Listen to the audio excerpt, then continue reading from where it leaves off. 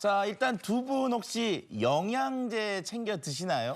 아, 먹죠. 네, 비타민하고 유산균하고 뭐 효소 이런 거 먹고 있어요. 네. 저도 먹고 있어요. 네. 저는 비타민 먹고요. 그리고 좀 피부에 좋다는 영양제들 위주로 좀 챙겨 먹는 것 같아요. 네. 네.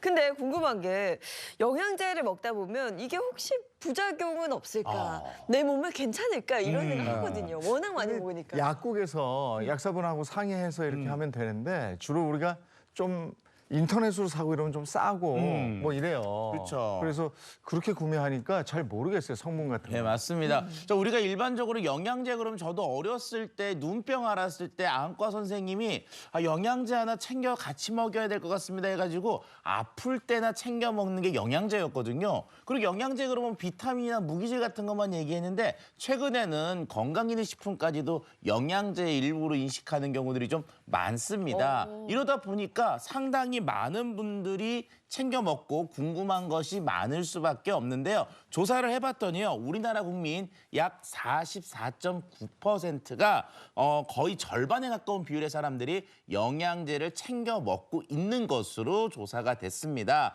조금 세부적으로 봤더니 남자, 여자 중에 누가 더 많이 먹느냐 봤더니 여성의 섭취가 더 높은 것으로 나타났고요. 그리고 규칙적으로 드시는 분들의 경우에서 얼마나 많이 먹고 있느냐 봤더니 2가지 이상을 꼬박꼬박 챙겨 먹고 있다는 분이 무려 50% 정도로 나왔으니까 정말 이제 국민 영양제가 돼가고 있는 것으로 생각이 됩니다. 아니 저만 해도 비타민, 효소 또 이게 장 건강을 위해서 유산균 먹으니까 3개 먹는 거 아니에요? 3개, 네. 근데 이렇게들 드시는 것 같아요. 네. 자, 그래서 궁금한 게 조금 있지만 어디 가서 묻기에는 애매한 것들, 그런 궁금증을 풀어보는 시간을 가져보려고 하는데요. 자, 첫 번째 참견은요. 바로 자, 감기약과 영양제 함께 먹어도 될까요? 입니다. 이거 저 정말 궁금했어요. 일단 감기에 걸리면 병원 가서 감기약을 먹고 있는 상태니까 그 기간만큼은 영양제를 끊어야 하나? 이런 생각을 했다가도 뭔가 영양이 좀 많이 들어와야 그쵸. 빨리 나을 수 있을 것 같아서 또 함께 먹기도 하거든요. 예, 맞아요. 우리가 일단 감기 같은 거 걸리면 잘 먹어야 된다. 그러니까 영양제 굳이 끊지 않고 잘 먹어야 되지 않을까 생각을 하는데 일단은 원칙적으로는 감기약을 드실 때는 잠깐 영양제를 쉬어야 되는 필요성이 있기는 합니다. 그 이유는 감기약과 영양제가 서로 상호작용을 해서 어떤 영향을 끼칠지 조금 좀 이제 의심해야 되는 그런 경우가 있는데요. 자, 일단 감기는요, 대부분 이 바이러스에 의해서 발생이 되는 질병이고요. 그리고 우리가 그것들을 토대로 해서 감기약은 대부분 해열 진통제, 항히스타민제 이런 것들이 들어가는 경우가 많습니다.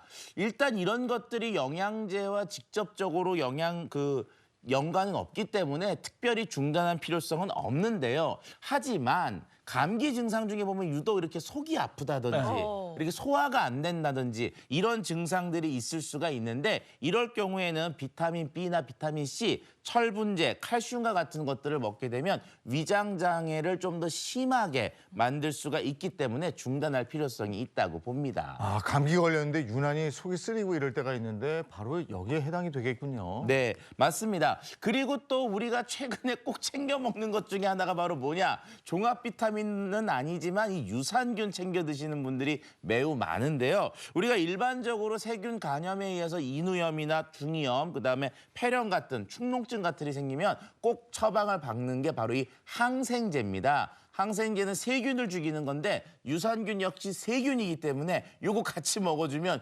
유산균이 항생제에 의해서 죽을 수가 있거든요. 그러면 그만큼 효과가 떨어지기 때문에 감기약과 유산균은 시간을 좀 두고 시간차를 두고 복용하시는 것이 더욱 좋을 것 같습니다. 아울러 비타민 C와 항생제를 한꺼번에 드시면 이것들이 역시 또 속쓰림을 유발할 수가 있기 때문에 이것도 시간을 두고 드시는 것이 필요합니다. 네, 요즘 환절기라 뭐 감기 걸리신 분들 굉장히 많을 텐데 감기약과 영양제 함께 섭취할 때는 주의가 필요합니다.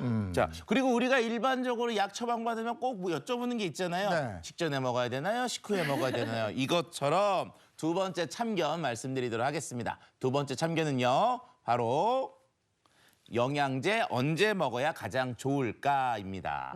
저는 먹을 때 아침, 점심, 유산균은 그냥 공복에 먹고 네. 다른 건 아침, 점심, 저녁 중에 밥 먹고 바로 그냥 먹어버려요. 오. 이게 안 좋은 건가? 잘하고 계신 것 같은데. 그렇죠. 우리가 일단 먹을 때 편의에 따라서 자기 스타일대로 먹는 부분들이 네. 많이 있긴 있어요. 어쨌든 약이다 보니까 영양제도 약이다 보니까 한꺼번에 너무 많이 먹으면 상호작용이 있기 때문에 한꺼번에 많이 먹는 것보다는 나눠서 먹는 게 조금 더 좋다는 말씀을 드리고 싶고요. 자, 일단 이제 흔하게 먹는 방법 중에 이 비타민 C 드실 때 물 대신에 이 오렌지 주스 같은 거 섭취하시면 더 좋다. 이런 얘기들이 있긴 하거든요. 물론 비타민 C의 섭취에는 도움이 될 수가 있으나 공복 시에 이렇게 먹게 되면요. 속 쓰림이나 속 울렁거림 같은 것들을 유발할 수가 있습니다. 즉 위장장애 증상이 있으니까 비타민 C는 오렌지 주스 말고 물하고 함께 드시는 것이 좋고요. 가급적 식후에 드시는 것을 권하고 싶습니다. 아, 근데 이걸 식전, 식후 이렇게 나눠서 일일이 챙기려고 하면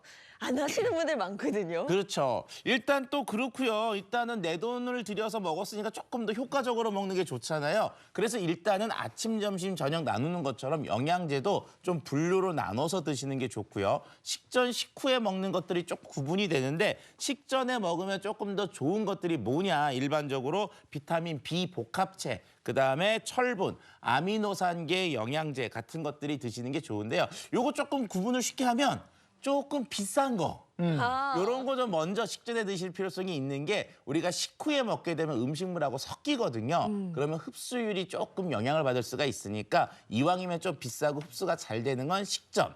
그리고 그 외의 것들은 식후에 드시면 됩니다. 종합 비타민이나 칼슘, 아연, 마그네슘, 비타민 A, D, E, K, 그리고 오메가3 루테인, 그다음 비타민 C 같은 경우는 식후. 그리고 이제 공복에 드시는 걸 추천하는 거는 유산균 같은 거는 공복에 드시는 것을 권하고 싶고요. 그다음에 우리가 알고 있는 것 중에 비타민 B, 활성 비타민이거든요. 요런 거는 수면 전에 먹으면 괜히 활성이 돼가지고 또 잠이 안 올 수가 그렇지. 있으니까 요 시간은 피하는 게 좋을 것 같습니다. 일반적으로 아침이나 점심 식후에 이 비타민 B 계열은 드시는 것을 권하고 싶네요. 예, 영양제 돈 내서 사 드시는 거 영양이 더 풍부해지면 좋은 거 아니겠습니까? 알고 먹어야죠. 아, 요거 네. 시간 맞춰서 드시라고 하니까 요거 메모해 놨다가 그때 드시면 더 건강 증진에 도움이 될 것 같습니다. 영양제 먹는 시간 챙겨 봐야 되겠네요. 네. 네, 아울러 이제 영양제와 관련돼서 부작용 같은 것도 있을 수가 있거든요. 가장 빈번한 부작용 같은 경우는 속쓰림이나 설사, 그다음에 소화불량, 변비 같은 위장 증상이고요. 간지러움이나 재채기, 미열 같은 알레르기 증상도 있을 수가 있으니까 이런 증상이 있으면은 섭취를 중단하는 것이 필요합니다. 일반적으로 이제 영양제 섭취 후에 이런 증상이 나타나면은 끝날 뿐만 아니라 그 제가 알기로는 식품안전나라라고 하는 식품의약처에서 운영하는 홈페이지가 있거든요. 네. 그런 곳에 가시면은 정확한 정보를 얻으실 수가 있습니다. 네, 영양제 먹는 시간 제가 굉장히 궁금해했던 부분이거든요. 오늘 건강한 참견을 통해서 한번 배워봤습니다. 고맙습니다. 감사합니다.